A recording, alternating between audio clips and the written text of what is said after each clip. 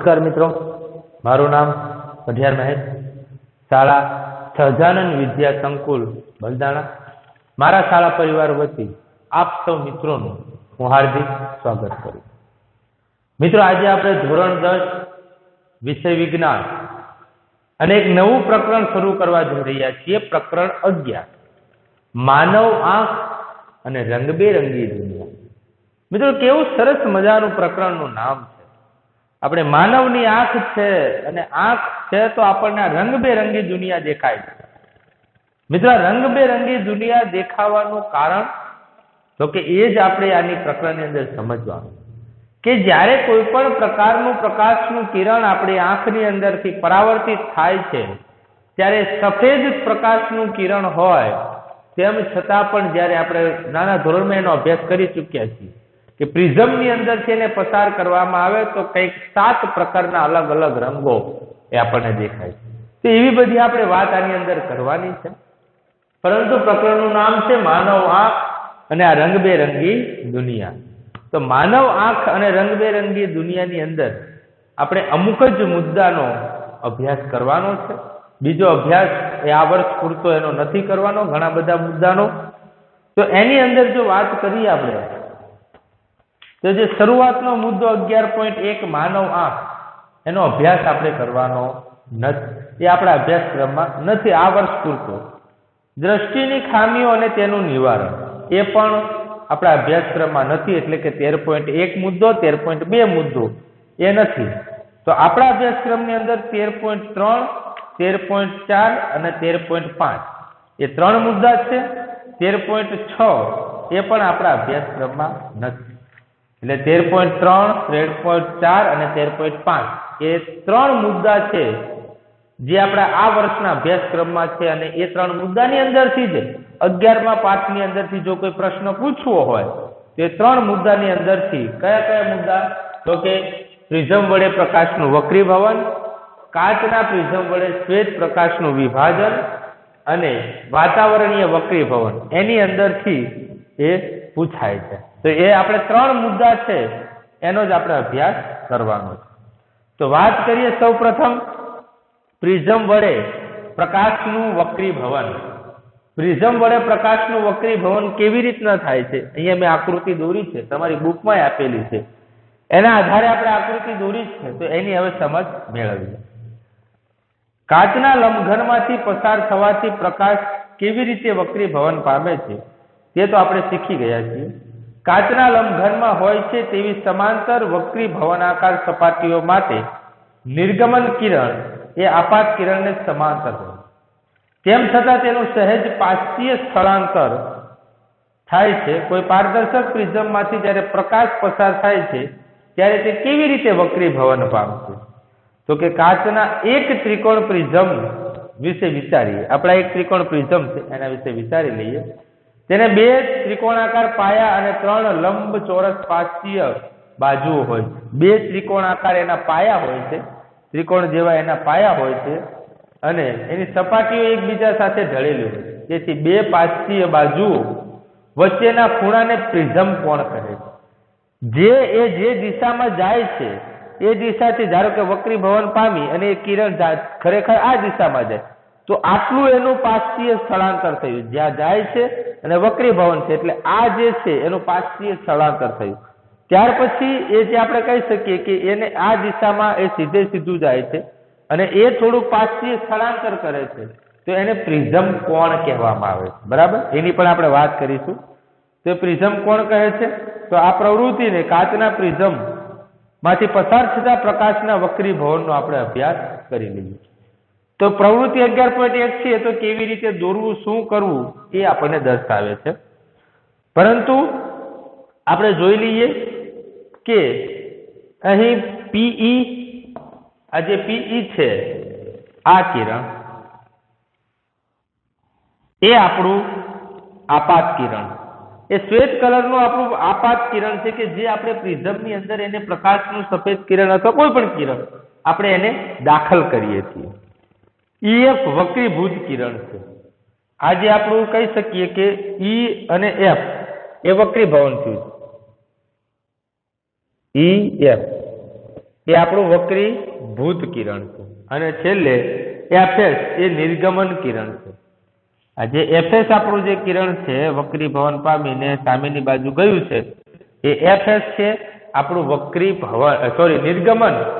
નિર્ગમન એ આપણું કિરણ ગણવામાં આવે છે એટલે છે. તો આપણે જોઈ શકીએ છીએ કે પ્રકાશનું કિરણ પ્રથમ સપાટી કઈ છે AB. તે પ્રથમ સપાટી AB પર હવામાંથી કાચમાં પ્રવેશ હવાના માધ્યમમાંથી કાચના માધ્યમમાં એ પ્રવેશે છે. પ્રકાશનું કિરણ વક્રીભવન પામી લંબ તરફ વળે છે. આ લંબ દોરેલો છે તો આ લંબથી નજીક લંબની તરફ વળે છે. આ લંબ છે તો લંબની તરફ એ વળે છે. તો વક્રીભવન પામીએ છે જ્યારે પ્રકાશનું એક કિરણ હવાના પાતળા માધ્યમમાંથી કાચના ઘટ માધ્યમમાં જ્યારે એનો પ્રવેશ કરાવવામાં આવે છે ત્યારે એ લંબની તરફ વાંકું વળે છે. AB પર હવામાંથી કાચમાં પ્રવેશે છે લંબ તરફ એ વળે છે. બીજી તરફ AC પર પ્રકાશનું કિરણ કાચના માધ્યમમાંથી હવાના માધ્યમમાં પ્રવેશે છે. કાચના માધ્યમમાંથી એ કિરણ ક્યાં પ્રવેશે છે હવાના માધ્યમમાં. ત્યાર પછી કાચના માધ્યમમાંથી હવાના માધ્યમમાં એ પ્રવેશે છે. આથી તે લંબથી દૂર ભાગે. જો અહીંયા લંબ છે તો એનાથી દૂર ભાગે. ખરેખર એ નજીક હોવું જોઈએ લંબથી પણ એ લંબથી થોડું દૂર ભાગે. એનો મતલબ એમ થયો કે જ્યારે હવાના પાતળા માધ્યમમાંથી કાચના ઘટ માધ્યમમાં પ્રકાશનું કિરણ વક્રીભવન પામીને પ્રવેશે ત્યારે તે લંબ તરફ વાંકું વળે છે અને કાચના ઘટ માધ્યમમાંથી હવાના પાતળા માધ્યમમાં એ પ્રકાશનું કિરણ દાખલ થાય ત્યારે લંબથી દૂર ભાગે છે. પ્રિઝમની દરેક વક્રીભવનાકાર સપાટી પર આપાત કોણ તથા વક્રીભવન કોણની સરખામણી કરો. તો આની અંદર આપાત કોણ આપણને ખબર છે I. આપાત કોણ અને વક્રીભવન કોણ R. આ બંને કિરણ આપાત કોણ અને વક્રીભવન કોણ I અને R એની સરખામણી કરવાની છે. ત્યાર પછી તો શું આ કાચના લંબઘનમાં જોવા મળતા વક્રીભવન જેવું જ છે? પ્રિઝમનો જે વિલક્ષણ આકાર છે દરેક જગ્યાએ આપણે જોઈ શકીએ છીએ કે આપણને કેવું એક પિરામિડ જેવો આકાર લાગે છે. તો વિલક્ષણ આકારને કારણે નિર્ગમન કિરણ આપાત કિરણ ની દિશા સાથે એક ખૂણો બનાવે. તો આપણે જોઈ શકીએ છીએ કે આપાત કિરણ આપણું આ છે. આપાત કિરણ આપણું PE છે અને નિર્ગમન કિરણ આપણું FS છે.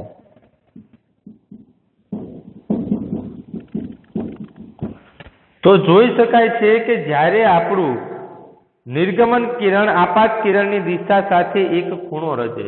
આ નિર્ગમન કિરણ છે એ આપાત કિરણની દિશા સાથે જ્યારે એક ખૂણો રચે છે તો એ ખૂણો આપણા કિસ્સામાં ખૂણો D વિલોચન કોણ કહેવામાં આવે છે. તો એ જે આપાત કિરણની દિશા ક્યાં હતી? સીધી હતી, પરંતુ વક્રીભવન પામી અને નીચેની તરફ ગયો. તો આપણે નિર્ગમન કિરણને લંબ આવ્યો તો એ આપણને આ D ખૂણો અહીં આપણને દેખાય છે. આ જે D ખૂણો છે એ D ખૂણાને કેવો હોય તો કહી શકાય વિચલન ખૂણો. વિચલન કોણ. તો એને વિચલન કોણ કહેવામાં આવે છે કે ખરેખર એ જતું તો સીધા રસ્તે, પરંતુ કંઈક એવું આવ્યું પાતળા માધ્યમમાંથી ઘટ માધ્યમ આવ્યું તે વક્રીભવન થઈને નીચેની તરફ જતું. ખરેખર એનો રસ્તો ક્યાં હતો? સીધો, પરંતુ એ હવાના પાતળા માધ્યમમાંથી ઘટ માધ્યમમાં આવ્યું તો એની દિશા બદલાઈ ગઈ. એટલે કેટલી દિશા બદલાણી? તો કે અહીંયાથી અહીંયા સુધી. આ નિર્ગમન પામી પાછું પાતળા માધ્યમમાં આવ્યું તો એને લંબાવો, આને સીધું કરો એટલે આટલું જે છે એ વિલોચન પામે છે, એટલે એને વિલોચન કોણ કહેવાય છે. તો આપેલ પ્રવૃત્તિમાં વિલોચન કોણ દર્શાવેલ છે અને એનું માપ આપણે માપવું હોય તો માપી શકીએ છીએ.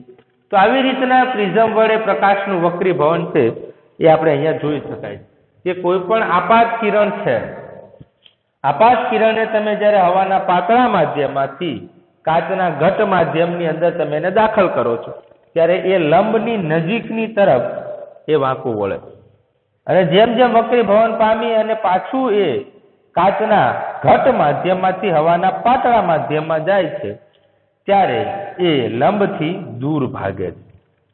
ત્યાર પછી આપાત કિરણ જે દિશામાં જાય છે અને નિર્ગમન કિરણની દિશામાં, એટલે કે જે નિર્ગમન કિરણ છે એ આપાત કિરણની દિશામાં એક પ્રકારે ખૂણો ડી બનાવે છે.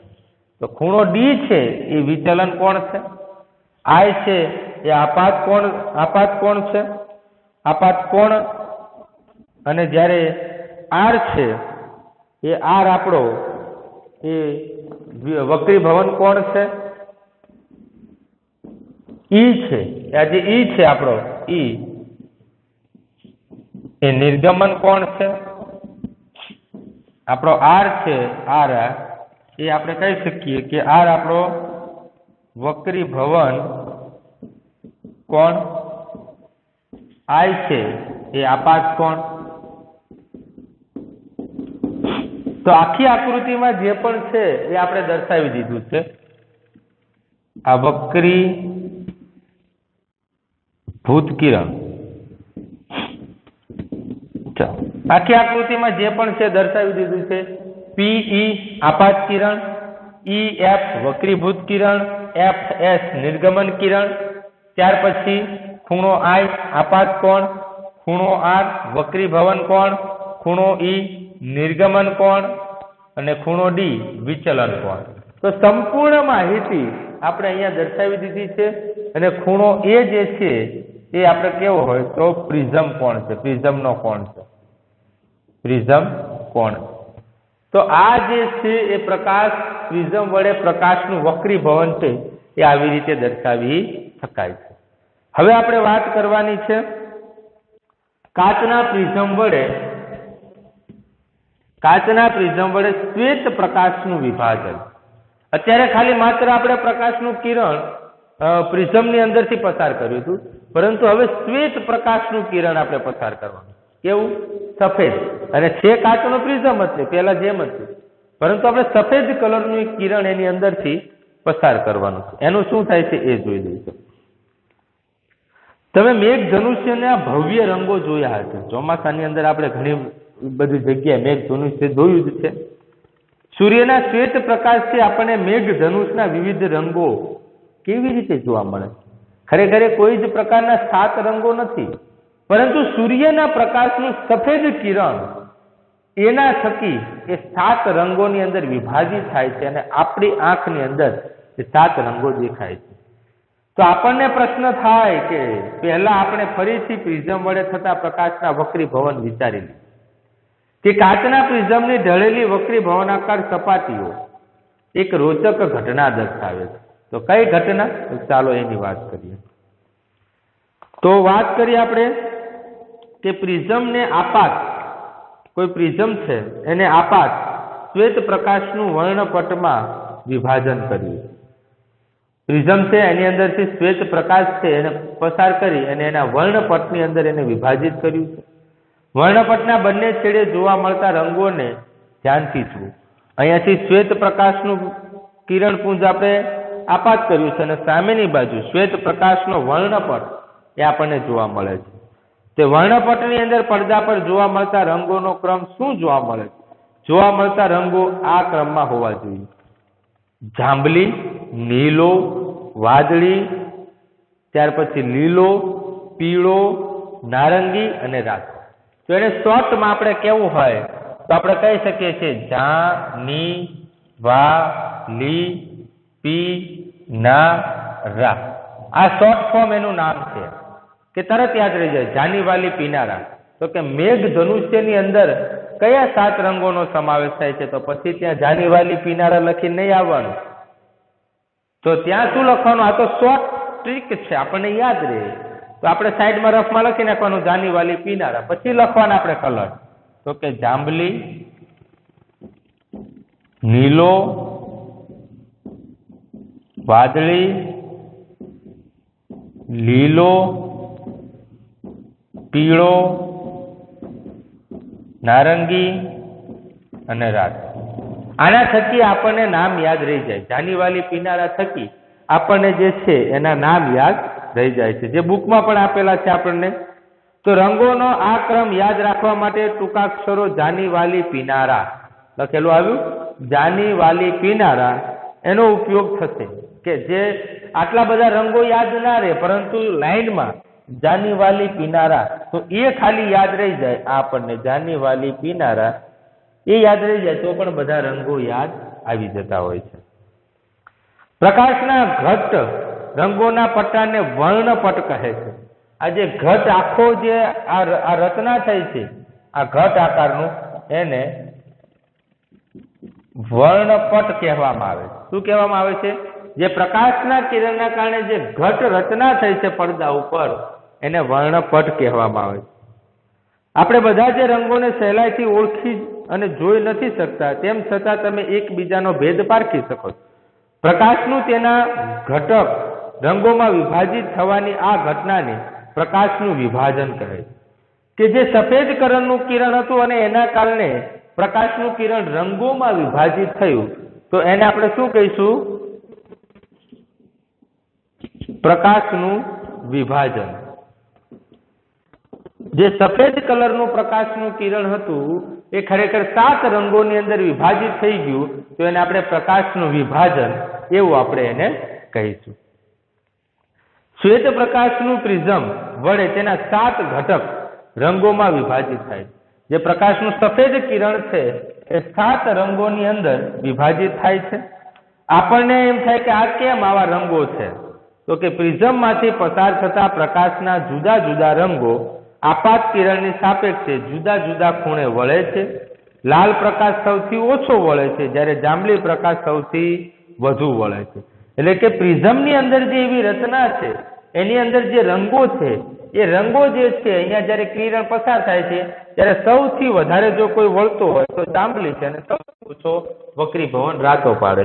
કારણ કે જાંબલી છે તમે જોઈ શકો છો અહીંયા સફેદ પ્રકાશનું કિરણ ત્યાંથી લઈને આટલું બધું વક્રીભવન પામે છે આ જાંબલી રંગ. એટલે એનો વક્રીભવન કોણ ઘણો મોટો છે. જ્યારે આ કિરણ જે રાતો છે એ છેલ્લે આવે છે રાતો, એટલે એ પોતાનું વક્રીભવન છે એ ઓછું કરે છે. કોણની વાત નથી, કોણ તો વધારે હોય પરંતુ વક્રીભવન તમે જોયું આની સાપેક્ષે આનું વક્રીભવન ઓછું, આનું વક્રીભવન વધારે. એટલે લાલ રંગ એટલે કે રાતો રંગ જે છે એ આપણે કહી શકીએ કે સૌથી ઓછું છે વક્રીભવન પામે છે અને જાંબલી રંગ છે સૌથી વધુ વળે છે.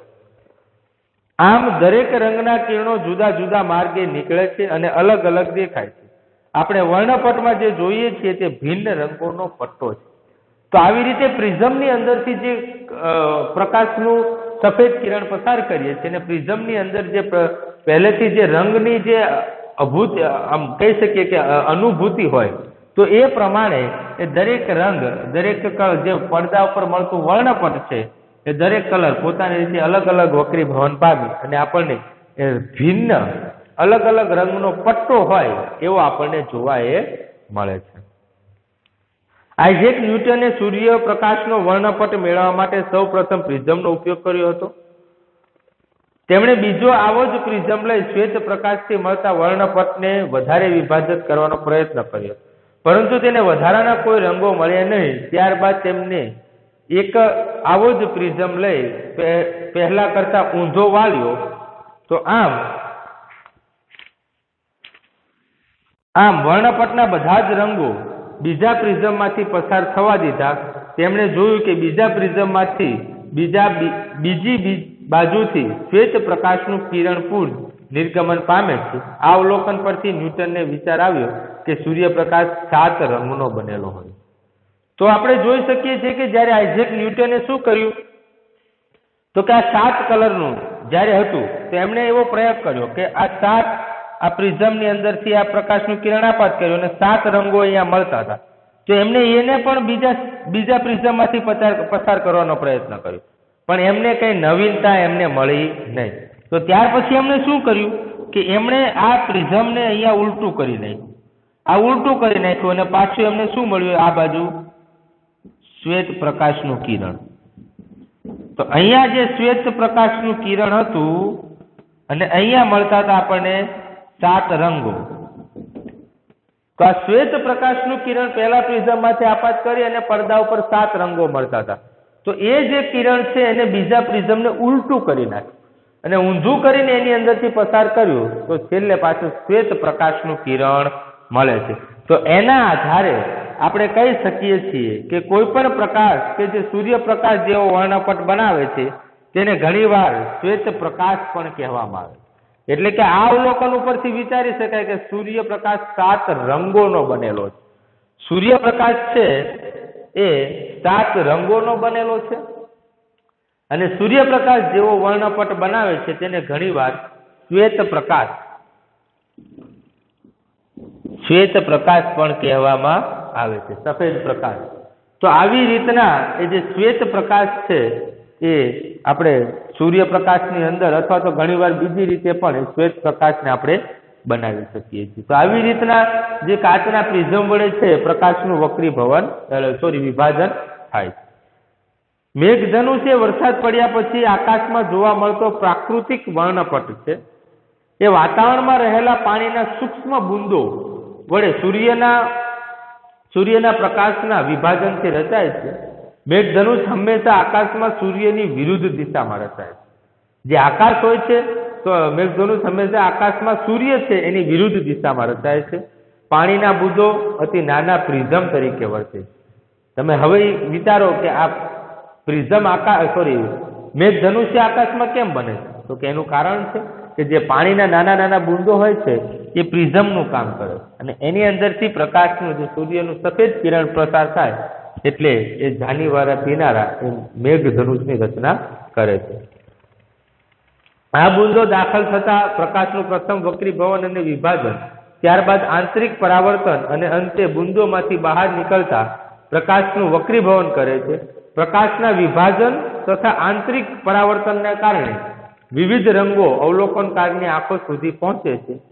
સૂર્ય દેખાતો હોય તેવા દિવસે જો તમે સૂર્ય તરફ પીઠ ફેરવી અને ઊભા હો અને પાણીના ધોધ કે પાણીના ફુવારામાંથી આકાશ તરફ જોતા હો તો પણ મેઘધનુષ દેખાઈ શકે છે. ઘણી જગ્યાએ ઘણી રીતે એવા પ્રકાશના પરાવર્તનો થાય છે કે જેથી કરી અને આપણને મેઘધનુષ્યની રચના જોવા મળે. માત્ર આકાશમાં જ તે ચોમાસા દરમિયાન જોવા મળે એવું નથી.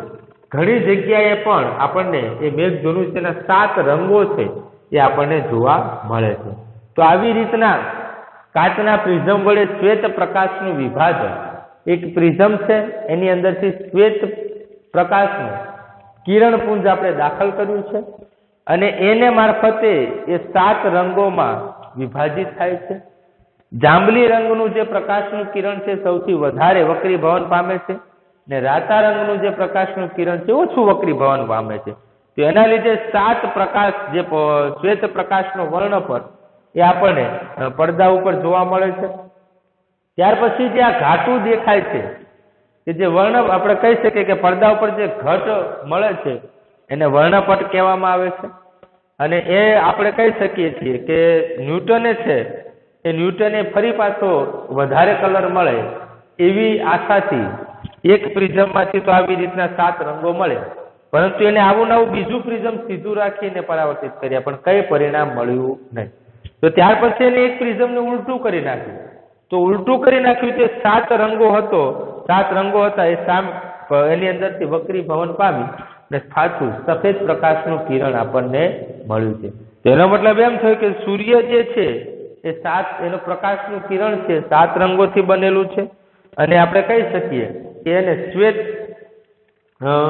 શ્વેત પ્રકાશ, સૂર્યપ્રકાશ જેવો વર્ણપટ બનાવે તેને ઘણીવાર શ્વેત પ્રકાશ પણ કહેવામાં આવે છે. તો ત્યાર પછી છેલ્લો આપણા પ્રકરણનો મુદ્દો એટલે કે વાતાવરણીય વક્રીભવન. તો એની અંદર તારાઓનું ટમટમવું અને વહેલો સૂર્યોદય અને મોડો સૂર્યોદય એની વાત કરવાની. કોઈ અગ્નિ કે ઉષ્ણતા પ્રસારક યંત્ર કે જેમાંથી નીકળતું પ્રક્ષુબ્ધ ગરમ હવામાંથી કોઈ પદાર્થની અનિયમિત અસ્થિર ગતિ અથવા ટમટમાટ જોઈ હશે. અગ્નિની તરત જ ઉપર રહેલી હવા તેની ઉપરની હવા કરતાં વધારે ગરમ હોય. ગરમ હવા પોતાની ઉપરની ઠંડી હવા કરતાં પાતળી હોય છે તથા તેનો વક્રીભવનાંક ઠંડી હવા કરતાં થોડો ઓછો હોય છે. અહીં વક્રીભવનકાર મધ્યમની ભૌતિક પરિસ્થિતિ પર સ્થિર ન હોવાથી વસ્તુનું દેખીતું સ્થાન ગરમ હવામાંથી જોવાને કારણે સતત બદલાયા કરે છે. આમ આ અસ્થિરતા આપણા સ્થાનીય પર્યાવરણમાં નાના પાયે થતા વાતાવરણીય વક્રીભવનનો જ પ્રભાવ છે. તારાઓનું ટમટમવું એ ખૂબ જ મોટા પાયે જોવા મળતી આવી ઘટના છે. તો આવી જે ઘટના થાય છે, આપણે જ્યારે તાપણું કરીએ છીએ, તો તાપણું કરીએ છીએ ત્યારે એની આજુબાજુની જે હવા છે એ ગરમ થઈ જાય છે. એટલે આપણે ત્યાં બેઠા રહીએ ત્યાં સુધી આપણે શિયાળાની અંદર ત્યાં હુંફાળું લાગે છે. તો આ દરેક નાની નાની ઘટના છે કે પરિસ્થિતિઓ, એની ભૌતિક પરિસ્થિતિઓ બદલાયા કરે છે. શરૂઆતમાં ઠંડી હવા હતી, ત્યાર પછી એની જે છે ગરમ હવા ઉપર ગઈ એટલે એ ગરમ થઈ ગઈ, ફરી પાછી ઠંડી હવા ત્યાંથી પસાર થઈ.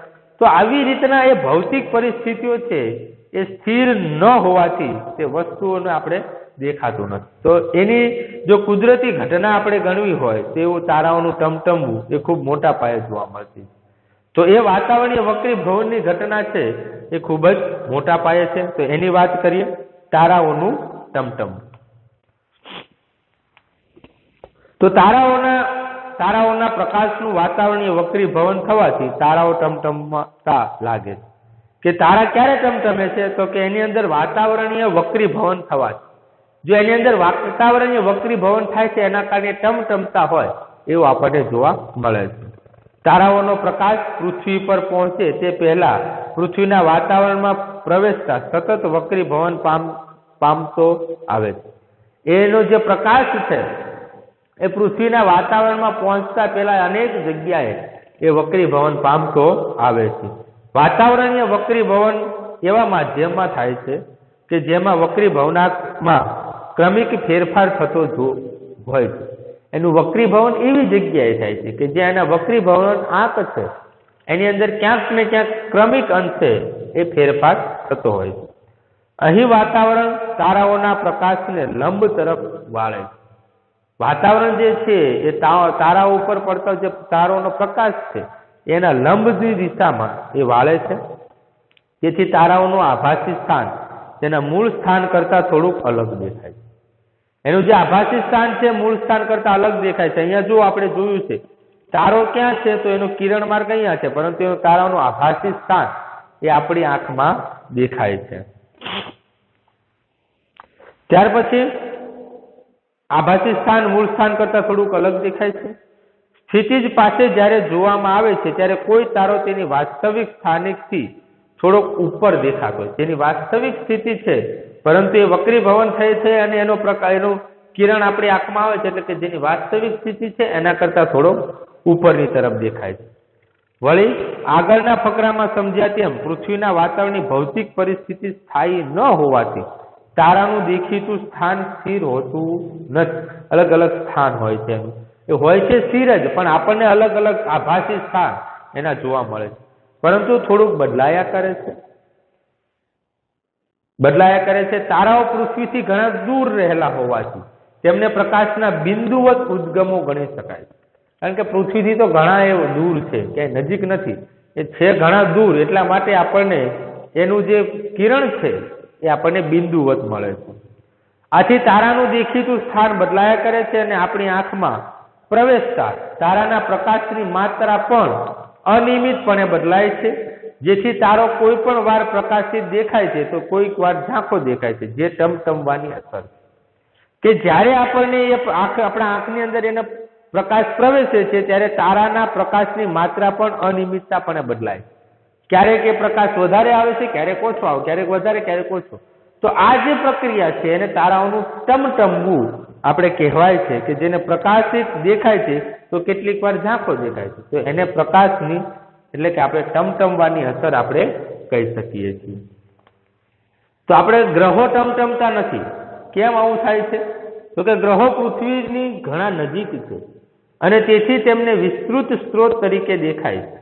જો આપણે ગ્રહને બિંદુવત પ્રકાશ ઉદ્ગમોના સમૂહ તરીકે ગણીએ તો બધા જ બિંદુવત પ્રકાશ ઉદ્ગમોથી આપણી આંખોમાં પ્રવેશ કરતા પ્રકાશની માત્રામાં કુલ પરિવર્તનનું સરેરાશ મૂલ્ય શૂન્ય થાય. તેથી જ ટમટમવાની અસર નાબૂદ થઈ જાય છે. તો આ જે બિંદુવત ઉદ્ગમ જે ગ્રહો છે એનો ઉદ્ગમોના સમૂહ તરીકે જો એને ગણાવવો હોય તો બધા જ બિંદુવત પ્રકાશ ઉદ્ગમોમાંથી આપણી આંખની અંદર પ્રવેશે છે. તો પ્રવેશ જ્યારે પ્રકાશનો પ્રવેશ કરવામાં આવે છે ત્યારે માત્રમાં એનું કુલ પરિવર્તનનું સરેરાશ મૂલ્ય જે છે એ શૂન્ય થઈ જાય. ખરેખર એનું પરિવર્તનનું મૂલ્ય વધારે હોય તો એ ટમટમવા લાગે, પરંતુ એનું મૂલ્ય જ શૂન્ય થઈ જાય છે, તેથી એની ટમટમવાની અસર છે એ નાબૂદ થઈ જાય.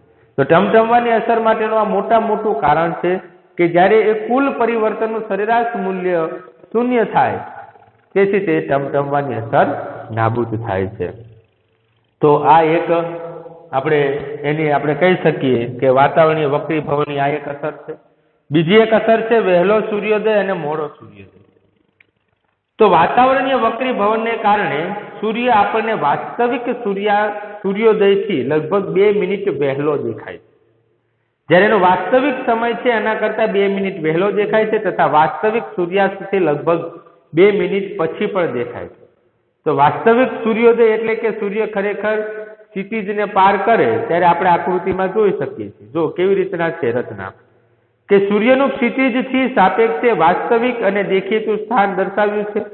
વાસ્તવિક સૂર્યાસ્ત તથા દેખીતો સૂર્યાસ્ત વચ્ચેનો સમયગાળો આશરે 2 મિનિટ છે. આ ઘટનાને કારણે જ સૂર્યોદય કે સૂર્યાસ્ત સમયે સૂર્યની તકતી સપાટી આપણને એની ચપટી દેખાય છે. તકતી જે છે એ ચપટી દેખાય છે. તમે જોઈ શકો છો અવલોકનકાર અહીંયા ઊભો છે.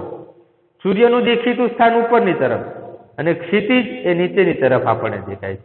તેનો મતલબ એમ કે જ્યારે પણ એ વક્રીભવન થતું હોય તો જ આપણને એ 2 મિનિટ એના સમયગાળાની અંદર સૂર્યોદયની અંદર સૂર્યોદય હોય કે સૂર્યાસ્ત હોય તો એની જે 2 મિનિટની સપાટી જે છે એનો ફેરફાર દેખાય છે.